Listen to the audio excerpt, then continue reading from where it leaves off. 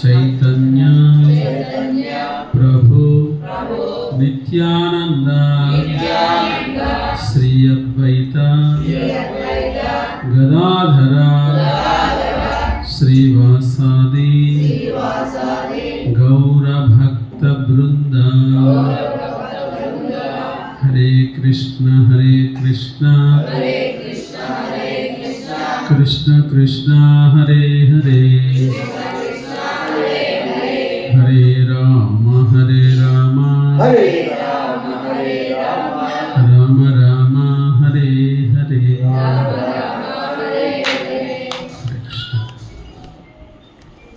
ఈరోజు మీకు ఉపదేశామృతంలో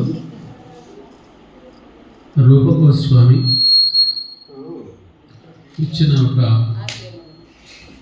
అమృత లాంటి విషయాన్ని మీకు తెలియజేస్తాం.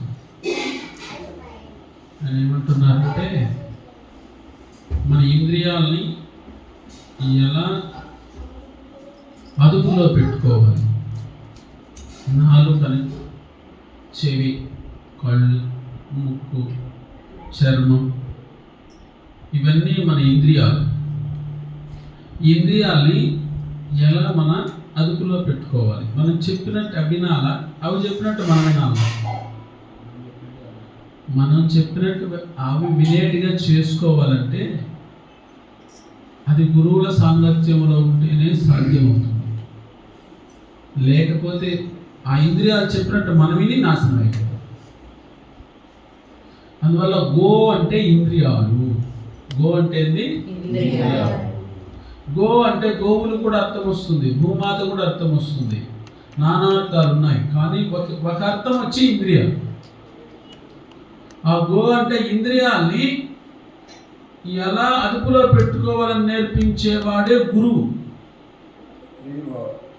ఇప్పుడు కలియుగంలో ఇంద్రియాలను ఎలా ప్రేరేపించాలో నాశనం నేర్పించేటివి న్యూస్ పేపర్లు, టీవీలు, సెల్ ఫోన్లు, మనం మాట్లాడుకునే మాటలు అన్నీ అవే. అందువల్ల ఇంద్రియాలు ఇంకా పాడై నువ్వు అదుపు తప్పి చెడు మార్గంలోకి వెళ్ళిపోతున్నావు. నువ్వు మంచి మార్గంలో వెళ్ళాలి అంటే కృష్ణ కథామృతం, భాగవతం అది ఒక అమృతం. కథ ఉంటుంది. ఏం కథ ఉంటుంది? కృష్ణ కథ. అదేవిధంగా ఉపదేశ అమృతం. ఇంకేం అమృతాలు ఉన్నాయి? చైతన్య చరితామృతం, నామామృతం, భగవంతుడి పేరు అనే అమృతం, ప్రభుపాద లీలామృతం. అట్లా అన్ని మనకి అమృతం లాంటి మాటలు చెప్తే అది విషంలాగా కనబడతాయి. కురుకురు ప్యాకెట్లు అయితే విషం అమృతం లాగా తినేస్తాం. ఎంత తెలియని స్థితిలో ఉండామో మనం అర్థం చేసుకోవాలి. విషాన్ని అమృతం అనుకుంటాం, అమృతాన్ని విషం అనుకుంటాం. కలియుగంలో జరుగుతుంది. కలి ప్రభావం అలా ఉంటుంది. దాని నుండి బయటపడడానికి మనమంతా ఇస్లాం సాంప్రదాయంలో, బ్రహ్మ మధ్వ గౌడీయ సాంప్రదాయంలో మన పోస్ట్ ఏంటంటే రూపానుగులు అంటారు. రూప గోస్వామి చెప్పినట్టు మనం వినేవాడు. వాళ్ళు గోస్వామిని ఎందుకన్నారు? గో అంటే ఇంద్రియాలు, స్వామి అంటే అధిపతి. వాళ్ళ ఇంద్రియాలను వాళ్ళు శాసిస్తారు. మనం పోతూ ఉంటే మనం తినకూడని పదార్థం, షుగర్ ఉండే వ్యక్తికి అరటిపండు కనబడుతుంది. బలి ఉందబ్బా తినేద్దాం, అది వాడికి ఇబ్బంది పెడుతుంది. అయినా తినన్నా చనిపోతానే, ఏం చేస్తాం? నేను కంట్రోల్ చేసుకోలేను, నా నాలుగునే అరటిపండు అనేది తీసినేస్తాడు. ఇంట్లో అయితే అరుస్తారు, షుగర్ తినబాక నాడెవరు ఉన్నారు అంటే ఒక 2.5 ఇంచు నాలుగుని అదుపులో పెట్టలేరంట వాడు. ఎంత గొప్ప వ్యక్తి అయినా అది భక్తి ద్వారానే అదుపులో ఉంచగలం, కానీ మామూలుగా నీకు సాధ్యం కాదు. కలెక్టర్ అయినా సాధ్యం కాదు. వాడు పోస్టర్ ఉండొచ్చే కాదు, సాధ్యం కాదు. అందుకని రూప గోస్వామి ఉపదేశామృతం అనే పుస్తకంలో మొదటి బిందువులో ఇలా తెలియజేస్తున్నాడు. చెప్పండి. వాచో వేగా మనస క్రోధ వేగా జిహ్వా వేగా ఉదర ఉపస్థ వేగా ఏతాన్ వేగాన్ విషహేతధీరః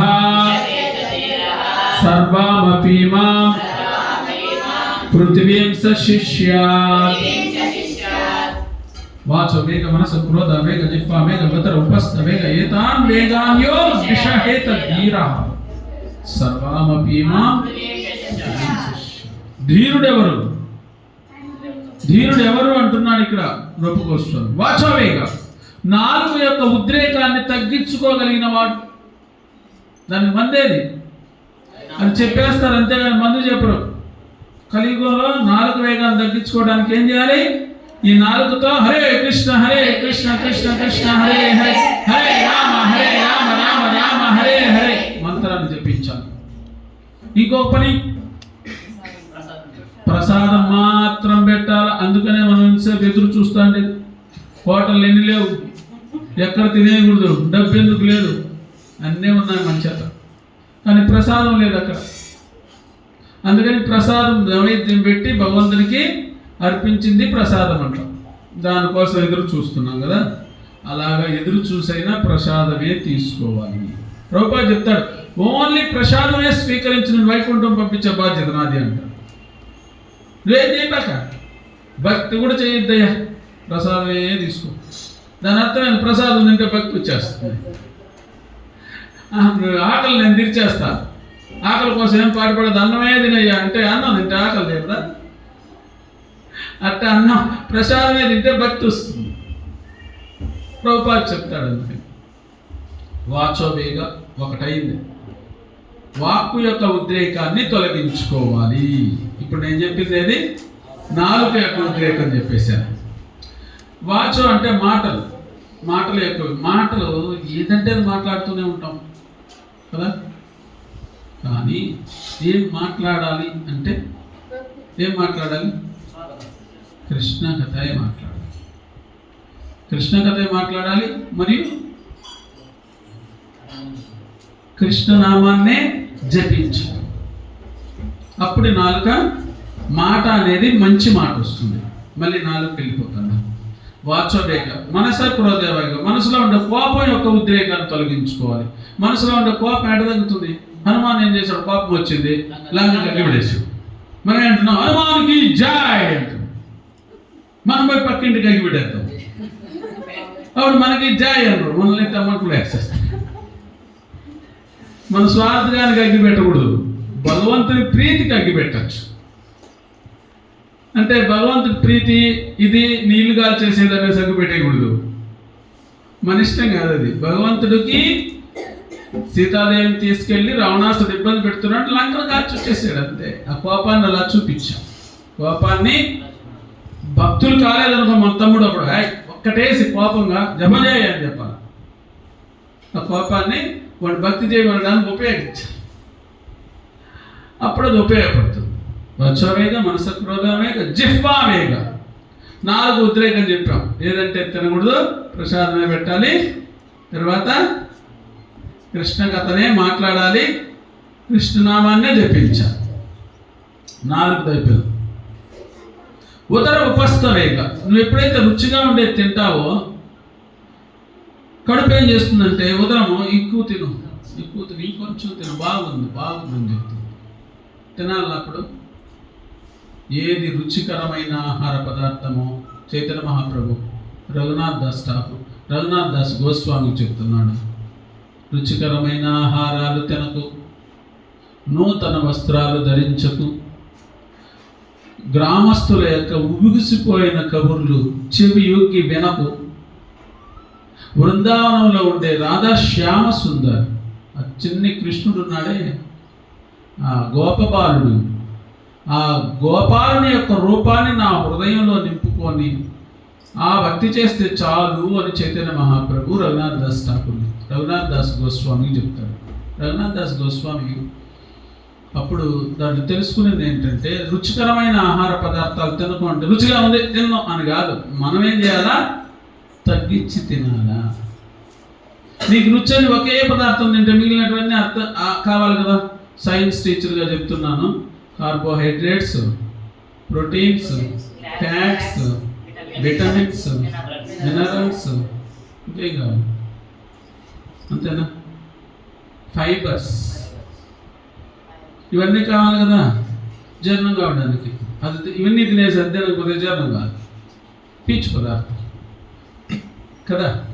అందుకని అన్ని రకాలు తినాలి కదా. నీకేదో స్వీట్లు ఇష్టం, స్వీట్ తినేసి, ఇంకొక ఆయనకి నూనె పదార్థాలే ఇష్టం, నూనె పదార్థాలే తినేసి, ఇంకొక ఆయన పిండి వంటలు ఇష్టం, అవే తినేసి. శరీరానికి 3 అవసరం అని శాస్త్రాలు చెప్తున్నాయి. కాబట్టి బ్యాలెన్స్గా తీసుకోవడంలో నీకు రుచికరమైన ఆహార పదార్థం తగ్గించి తిను, ఎక్కువ తినద్దు. నీకు ఏదైతే రుచి లేదో, నీకు ఇష్టపడదో దాన్ని తిను.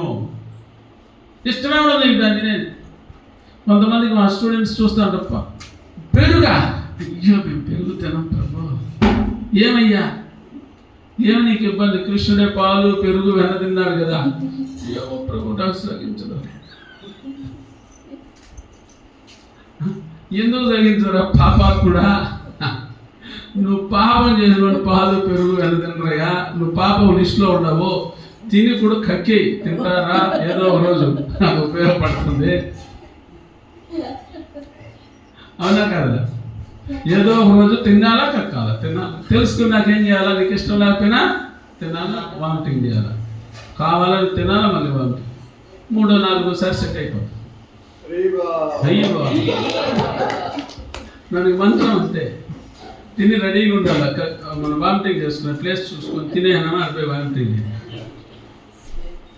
ఎన్నిసార్లు వామిటింగ్ అవుతుందో చూద్దాం. దాన్ని అప్పుడు మనం సక్సెస్ అవుతాం. అది రియల్. అందుకని ఏం తీసుకోవాలి? కడుపుకి రుచికరమైన ఆహార పదార్థం తక్కువ తినాలి. ఇప్పుడు రుచి లేనివైతే ఏం చేయాలా? ఎక్కువగా తినాలి. ఇప్పుడు వంట చేస్తుంటారు వాళ్ళు కూడా, రుచిగా ఉందంటే ఏం చేయాలి? మీరు తక్కువ తినాలి. వాళ్ళు రుచిగా చేయలేదంటే వాళ్ళు అరవకూడదు, అబ్బా మంచి పని చేయలేదు వీళ్ళు, దీన్ని ఎక్కువ తినేయాలి. అవునా కాదు? మరి బాగా చైతన్య మహాప్రభు భక్తుడికి వచ్చినప్పుడు చెప్పింది, నేను నోరగా చెప్పలేదు. ఉపస్థవేగ, ఇంక బాగా కడుపు నిండా తిని కంటి నిండా నిద్రపోయినాం అనుకో, అప్పుడు సెక్సువల్ ఆర్గాన్స్, లైంగిక అవయవాలు పనిచేస్తాయంట. స్త్రీ అయితే పురుషుడు, పురుషుడైతే స్త్రీ పట్ల ఆకర్షణ పెరుగుతుంది. యుక్త వయసులో అదే ఉండేది. పురుషుడైతే స్త్రీ శరీరాన్ని తాగదాం, స్త్రీ అయితే పురుష శరీరం, అమ్మాయి అయితే అబ్బాయి, అబ్బాయి అయితే అమ్మాయిని ఆకర్షిస్తూ ఉంటుంది. స్పర్శ. ఈ స్పర్శ జ్ఞానాన్ని తగ్గించుకోవాలంటే ఏం చేయాలి? ప్రభుపాద ఏమి ఇచ్చాడు మనకి? జపమాలు ఇచ్చాడు. ఇదే AK-47 గన్ను, దాన్ని పేల్చడానికి. లేకపోతే చెప్పిన మాట ఎంతో వాళ్ళ కోసం చెప్తాను, వాళ్ళ కోసం. అందుకని మనం ఏం చేయాలి? జపమాలు పట్టుకోవాలి. వేప పూసల మాలు కానీ తులసి పూసల మాలు కానీ పట్టుకొని స్పర్శిస్తూ బాగా తాకేది. అందుకే మన స్పర్శను మన కంట్రోల్లో పెట్టుకోవాలి. హరే కృష్ణ కృష్ణ కృష్ణ హరే హరే రామ రామ రామ హరే హరే, హరే కృష్ణ కృష్ణ కృష్ణ హరే హరే, హరే రామ రామ రామ హరే హరే, హరే కృష్ణ కృష్ణ కృష్ణ హరే హరే, హరే రామ రామ హరే. ఇప్పుడు ఎన్నింటిని మనం కంట్రోల్ చేస్తున్నాం? వాచో వేగ, మనస క్రోధ వేగ, జిహ్వా వేగ, ఉదర ఉపస్థ వేగ, అన్ని కంట్రోల్ అయినాయా? అప్పుడు నీ పరిస్థితి ఏంటి అంటున్నాడు రూపగోస్వామి. ఇవి కంట్రోల్ చేస్తే ఏం లాభం తెలుసా? నువ్వు ధీరుడు అవుతావు. ఎంత ధీరుడు అవుతావు? ఏతాన్ వేగాన్యో విషహేత ధీర సర్వామపీమ పృథివీం సశిష్య. ఈ భూ ప్రపంచంలో ఉండే అందరూ వాళ్ళ శిష్యులుగా మార్చుకునే ఇచ్చారు. ఎవరైతే కంట్రోల్ చేసుకుంటారో వాళ్ళు మిగతా వాళ్ళందరినీ శిష్యులుగా చేసుకునే ఇచ్చారు. అర్థమైందా? హరివో. కాబట్టి ఈరోజు ఇచ్చిన మీకు సందేశం ముగిస్తూ ఏం సందేశం ఇచ్చాం? మాటల యొక్క వేగాన్ని ఏదంటే అది మాట్లాడకూడదు.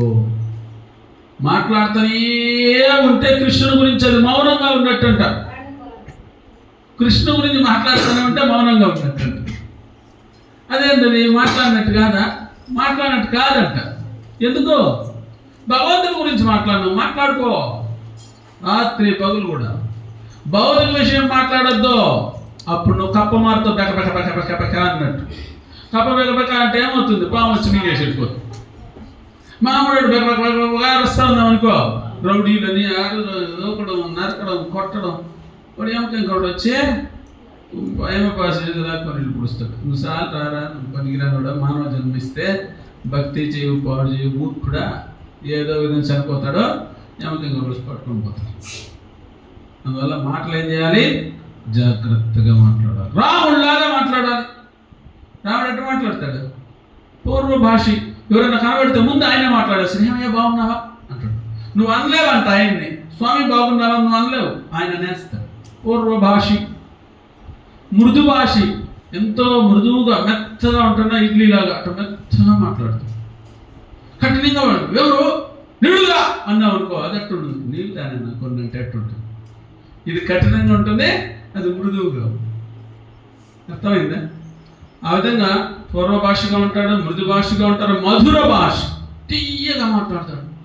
ఎవరన్నా పాడుతూ ఉంటే కూడా బాగా గొంతు బాగుంది, తీయగా ఉంది అంటారు. తీయగా ఉంది, నోట్లో ఉంది తీయగా, నాకు రుచి వచ్చింది లేదు కదా.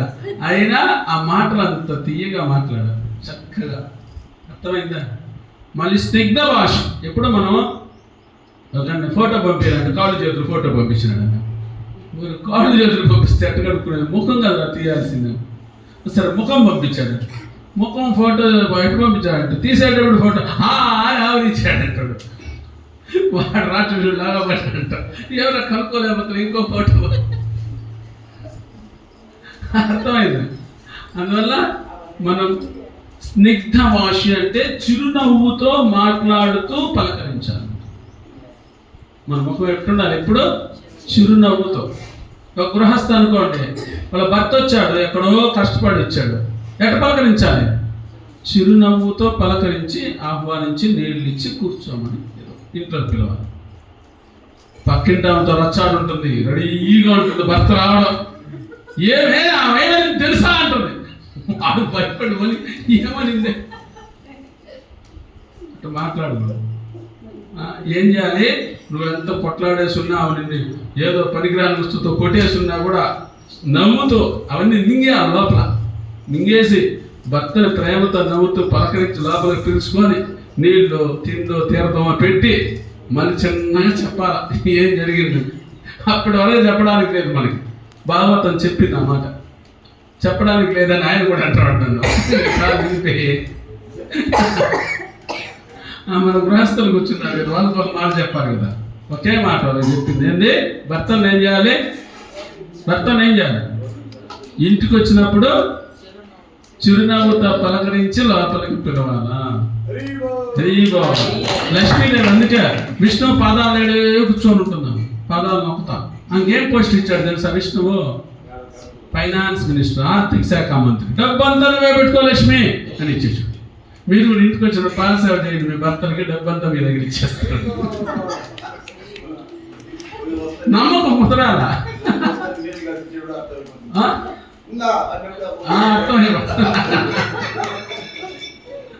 కాబట్టి రాముడు ఏం చేశాడు? పూర్వ భాషి, మధుర భాషి, స్నిగ్ధ భాషి, హిత భాష. ఏదైనా మాట్లాడితే ఇతరులకు మేలు చేసేది. ఇప్పుడు మైక్ ఇచ్చినారు, ఏం మాట్లాడాలి? నేను మిమ్మల్ని అంతా ఇబ్బంది పెట్టే మాటలు మాట్లాడాలి, మీకు మేలు చేసేది మాట్లాడాలి. హిత భాషగా ఉన్నాను. ఎదుటోడికి మేలు చేసే మాటే మాట్లాడాలి, ఎదుటోడికి ఇబ్బంది పెట్టే మాట అయినా మాట్లాడకూడదంట. హార్ట్ అటాక్ ఉంటుంది ఒక ఆయనకి, మీ నాయన చచ్చిపోయాడు అని పోయి చెప్పేసి వాడు పుట్టక్కడోడు కూడా చచ్చిపోతాడు. మళ్ళీ ఎవరికి చెప్తావు? ఇంకొక ఆయన కొడుకు ఉండదు హార్ట్ అటాక్, వాడికి పోయి చెప్పేది మీ నాయన మీ తాను ఇద్దరు చనిపోయారు రా, వాడు చేస్తాడు. ముగ్గురు చనిపోయారు, ముగ్గురిని హరే కృష్ణ మంత్రులు చెప్పి ఎత్తేయాల్సింది, తప్పేం చేయడం. అది హిత భాష అనరు, వాళ్ళకి చెప్పకూడదు అప్పుడు. నిజంగా జరిగినా కూడా, నిజంగా పాలు దాక్కుండా ఉన్నా కూడా ఏం చేయాలి? చెప్పకూడదు. ఉపన్యాసం విన్నప్పుడు వాళ్ళే మారుతారు, వాళ్ళే తెలుసుకుంటారు. చెప్పినారనుకో 10 మందిలో, వాళ్ళకి అవమానంగా ఉంటుంది కదా. చూడు, అవమానంగా ఫీల్ కాకూడదు అక్క. హరే కృష్ణ హరే కృష్ణ కృష్ణ కృష్ణ హరే హరే హరే రామ హరే రామ రామ రామ హరే హరే. ఈరోజు సారాంశం ఏంటంటే మన ఇంద్రియాలను కంట్రోల్ చేసుకోవాలి. ఓకే, శ్రీ రాధా గోవింద భగవానికి, శ్రీ ప్రభుపానికి ప్రేమ.